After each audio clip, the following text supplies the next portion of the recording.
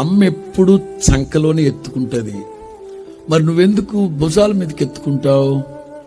అమ్మ ఎప్పుడు చంకలోనే కదా ఎత్తుకుంటుంది, మరి నువ్వెందుకు భుజాల మీదకి ఎత్తుకుంటున్నావు అని అడిగాడట వాళ్ళ నాన్నని.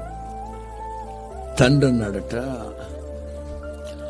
అమ్మ మనసు ఎట్లుంటుంది తెలుసా, నా కొడుకు ఎప్పుడు నా కంటి ముందే ఉండాలి అన్నట్లుగా చంకలో ఎత్తుకుంటుంది.